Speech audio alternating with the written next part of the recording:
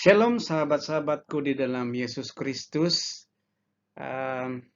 Pertemuan pertama bagi kita untuk pembelajaran secara PowerPoint plus audio visual yang saya coba bawakan untuk menjadikan kita lebih mudah untuk mempelajari garis besar dan inti-pati penting pembelajaran sekolah sahabat dewasa sepanjang tahun 2021.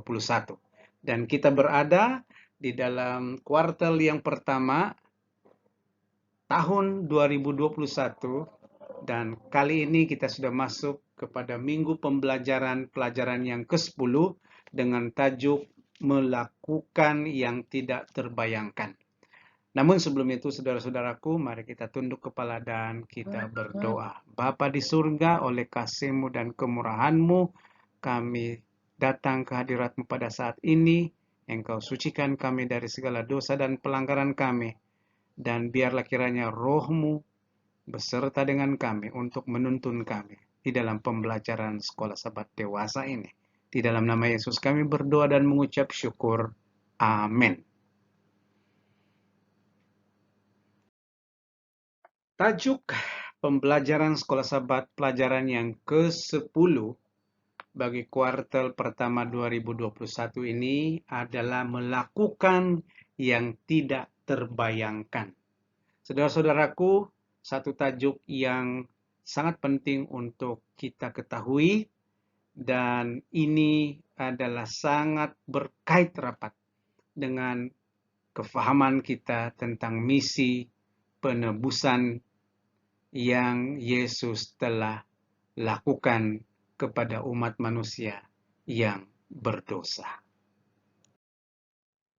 Saudara-saudaraku, ayat hafalan kita terdapat dalam Yesaya pasal 53 ayat yang kelima, dan saya bacakan di sini mengatakan, tetapi dia tertikam oleh kerana pemberontakan kita, dia diremukkan oleh kerana kejahatan kita.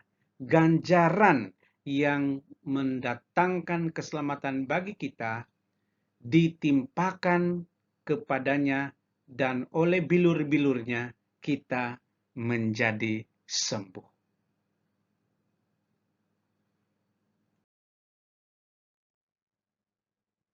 Oke, saudara-saudaraku yang kekasih dalam Tuhan, kita coba memikirkan tentang pelajaran sekolah sahabat ini, dan sebagai mukadimahnya, saya memberikan Anda satu situasi. Bayangkan Anda yang bersalah. Tetapi Anda melihat di depan Anda orang yang tidak bersalah. Dipukul, dipermalukan, dihina, dan diberikan tekanan penderitaan oleh sebab kesalahan kita. Apa perasaan kita dikala kita melihat orang yang sepatutnya tidak bersalah menghadapi penghinaan yang sebenarnya yang melakukannya adalah kita sendiri? Satu hal yang luar biasa, kan? Yesus menderita dan mati supaya kita hidup. Itu kenyataan. Yang Maha Adil memberikan dirinya untuk orang berdosa. Yesaya, seorang nabi evangelis, menubuatkan ini dengan terperinci dan tepat. Nah, pelajaran pada minggu ini kita akan mempelajari beberapa tajuk kecil. Pertama, ujian kebenaran Yesaya, puisi hamba yang menderita, dan di bawah satu tajuk yang besar yaitu hamba yang menderita, ada tajuk kecilnya, siapa yang percaya. Yang tidak terjangkaukan itu adalah kita dan korban penebus salah yang mengubah. Ujian kebenaran Yesaya. Mari kita soroti intipati pada bahagian tajuk kecil ini. Saudara-saudaraku, dalam Yesaya pasal 50 ayat yang ke-6. Aku memberi punggungku kepada orang-orang yang memukul aku, dan pipiku kepada orang-orang yang mencabut janggutku. Aku tidak menyembunyikan mukaku ketika aku dinodai dan diludahi. Agak suatu hal yang biasa bagi kita untuk memberikan respon yang marah apabila kita dihina, diejek, dan apabila kita diperlakukan dengan cara yang tidak adil.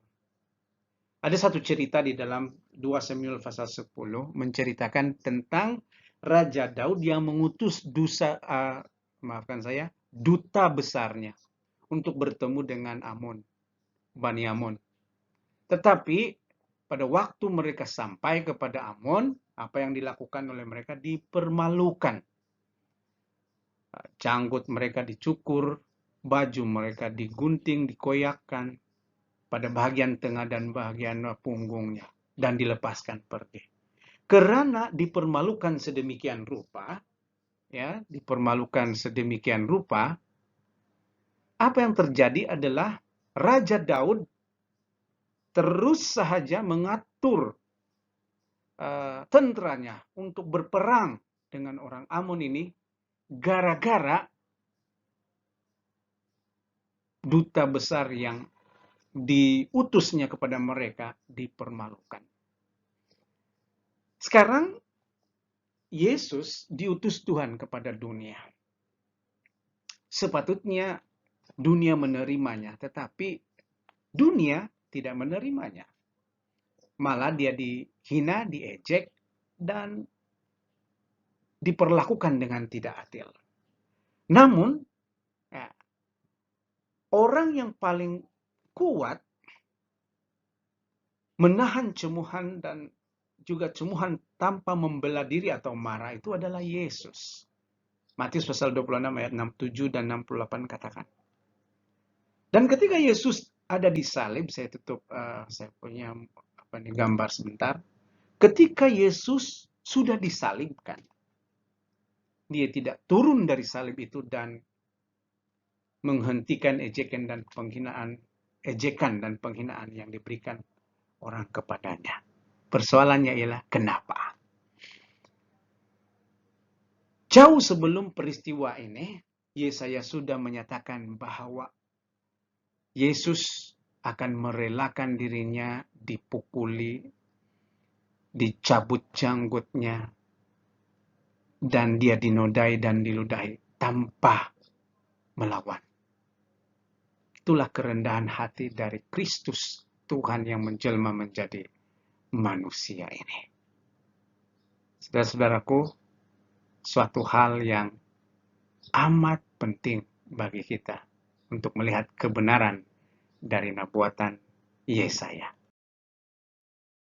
Saudara-saudaraku, dari kemuliaan sebagai Tuhan yang mencipta langit dan bumi, sebagai salah satu daripada Tritunggal yang kita ada di surga, turun ke dunia dan disalibkan.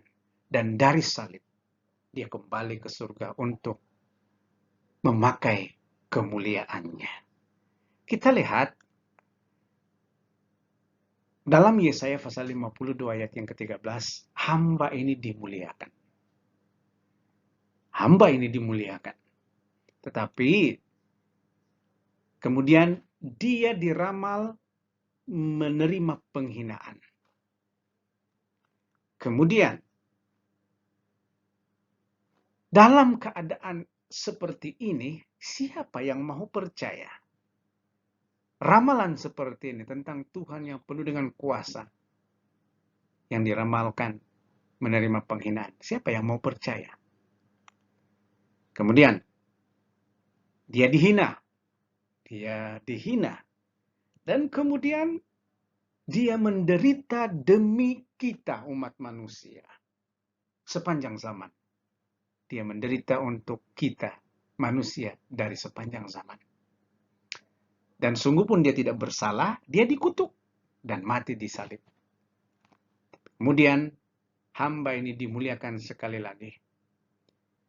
Yesus pasti akan membuat setiap raja, setiap pemimpin, setiap orang yang ada di dunia ini untuk menyatakan kemuliaan kepadanya oleh sebab apa yang dia telah lakukan kepada manusia.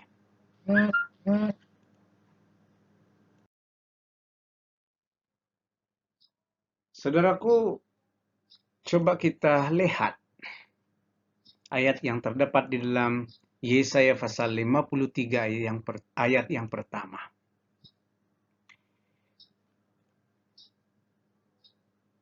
Siapakah yang percaya kepada berita yang kami dengar? Dan siapakah tangan kekuasaan Tuhan dinyatakan? Kalau saya ulang balik ayat ini, dan kepada siapakah tangan kekuasaan Tuhan dinyatakan?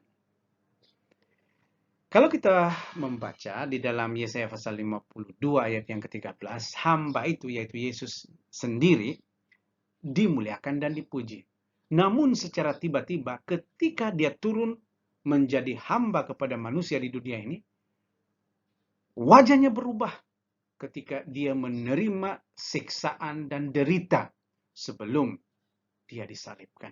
Kita hampir-hampir tidak lagi dapat mengenal muka Kristus yang penuh dengan kecederaan oleh sebab menanggung apa yang disebut sebagai derita yang harus sepatutnya diterima oleh manusia yang berdosa.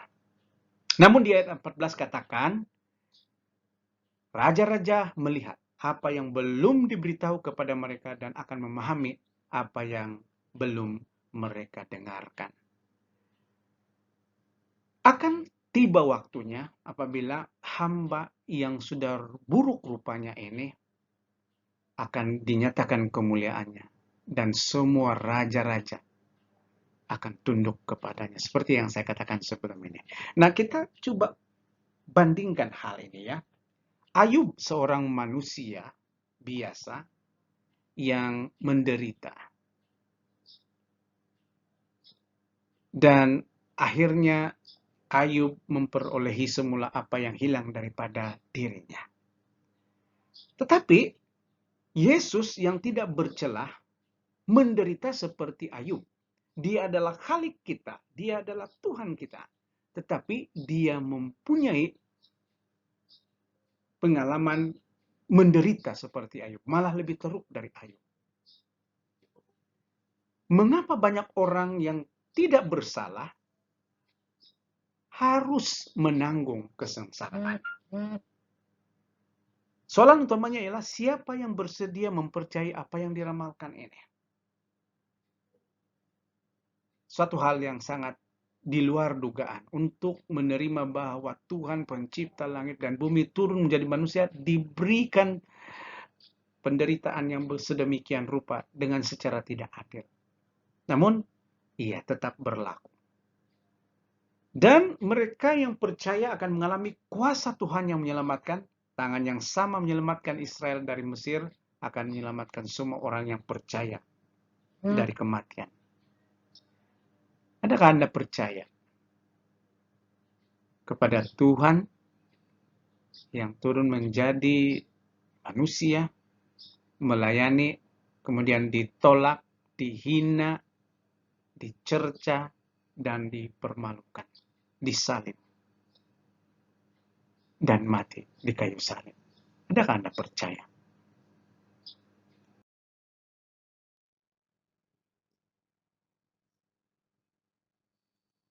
Saudara-saudaraku, dalam Yesaya pasal 53 ayat yang kelima, tetapi dia tertikam oleh kerana pemberontakan kita.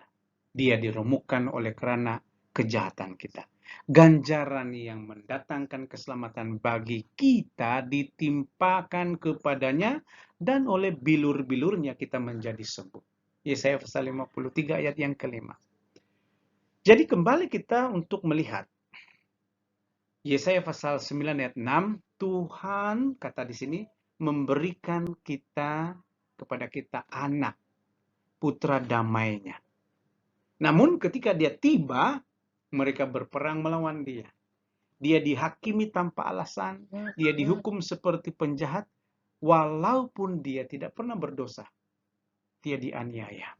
Yesaya katakan ini dalam Yesaya pasal 53 ayat 7 hingga 9. Jadi, kalau dipikirkan dalam cara perpikiran yang lebih luas, siapa musuh Tuhan ini? Siapa musuh Yesus? Siapa yang melakukan hal ini sebenarnya? Jawaban untuk soal ini jelas dan sangat menyakitkan. Siapa dia? Kita semua. Manusia sepanjang zaman yang menolak Tuhan. Karena Tuhan kasih, Mesias memilih untuk menderita. Dia memilih untuk menderita untuk mencapai apa yang tidak dapat dijangkau. Dan yang tidak dapat dijangkau itu adalah kita. Tuhan menemukan kepada kita jalan keselamatan yang pada waktu kita berada dalam keadaan yang berdosa, kita tidak akan temui. Hanya di dalam Yesus kita dapat menemukan jalan keselamatan itu.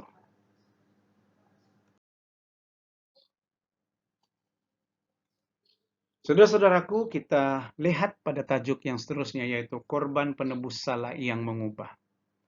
Di dalam Yesaya pasal yang ke-53 ayat yang ke-10 dinyatakan, tetapi Tuhan berkehendak meremukkan dia dengan kesakitan apabila ia menyerahkan dirinya sebagai korban penebus salah. Ia akan melihat keturunannya, umurnya akan lanjut, dan kehendak Tuhan akan terlaksana olehnya. Jadi setiap pelanggaran dosa terhadap Tuhan menyebabkan ada yang harus menanggungnya. Dan kita harus menanggung dosa itu. Hukuman dari dosa kita. Tetapi, apa yang berlaku adalah korban dipersembahkan. Haiwan yang tidak bersalah harus mati di tempat bersalah. Yohanes 1 ayat 29 katakan, Yesus adalah anak domba Allah. Dan dialah yang menawarkan diri untuk menebus dosa kita. Dia mati supaya kita dapat bebas dari kematian yang kekal. Kebangkitannya menjamin keselamatan kita. Dan yang paling penting di sini adalah kita adalah benih dari pengorbanan jiwa Kristus di atas kayu salib. Percayalah, pengorbanan tertinggi Yesus ini amat berharga. Dia akan merasa puas apabila kita melihat, ataupun bukan kita ya, dia melihat kita memasuki gerbang Yerusalem baru. Artinya, misi Tuhan adalah untuk menyelamatkan dan untuk memastikan manusia yang dikasihinya ini akan masuk ke dalam Yerusalem baru. Di dalam satu tulisan Ellen G. White, That I May Know Him, disebutkan di sini satu kalimat yang penting untuk kita. Sebenarnya adalah tidak masuk akal bagi Kristus untuk dihina maksud saya, dan dipermalukan, serta merasai kepahitan ini. Hakikatnya dia merasai penderitaan yang lebih dalam dan tajam dari apa yang kita rasai, karena sifatnya yang lebih tinggi dan suci dari ras orang berdosa. Dia adalah yang mulia di surga. Dia setara dengan Bapa. Dia adalah panglima pasukan malaikat. Namun dia mati sebagai ganti kepada manusia. Dan kematiannya berjubakan penderitaan dan penghinaan. Ellen G. White katakan, wahai hati manusia yang sombong, sedarlah, fahamilah dan terimalah makna penebusan dan berusahalah mempelajari kelembutan dan kerendahan hati Yesus. Saudara-saudaraku, message dari Ellen G. White ini adalah ringkasan dari pelajaran sekolah sahabat kita untuk pelajaran yang ke-10 ini. Adalah tidak masuk akal. Ramai orang di dunia ini tidak dapat menerima hakikat bahwa Yesus yang menjadi pencipta kepada dunia dan segala isinya ini, sanggup untuk meninggalkan kemuliaannya dan turun ke dunia menjadi seorang hamba. Kita mendengar ramai orang mengkritik hal ini. Tidak kurang orang menyatakan adalah suatu kebodohan bagi seorang yang mempunyai ultimate power ataupun kuasa yang mutlak untuk turun menjadi hamba dan untuk dipermainkan dan dihina oleh manusia. Tetapi pemikiran Tuhan tidak tercapai oleh akal kita. Kasih Tuhan tidak pernah dapat diukur oleh manusia. Sebab itu, perkara yang paling mustahil yang Yesus telah lakukan adalah Dia melakukan sesuatu yang di luar akal sehat manusia. Mati di kayu salib untuk menebus dosa manusia. Tidakkah Anda mau menghargai pengorbanan Yesus ini? Mari kita pikir-pikirkan sepanjang minggu ini, supaya kalimat-kalimat di dalam pembelajaran sekolah Sabat kita kali ini akan benar-benar membawa impact dan perubahan di dalam kehidupan kita. Mari kita tunduk kepala dan berdoa. Bapa di surga, terima kasih. Di dalam segala keterbatasan kami Engkau upayakan untuk mengupas intipati pembelajaran sekolah Sabat, pelajaran yang ke-10 ini. Biarlah kiranya Tuhan akan menjadikan kami umat yang boleh merasakan pengorbanan Kristus Yesus, supaya kami boleh menerima anugerah keselamatan dari Tuhan dan akan menjadi penghuni surga ketika Yesus datang kali kedua di muka bumi ini. Terpujilah namamu ya Tuhan. Di dalam nama Yesus kami berdoa dan mengucap syukur. Amin.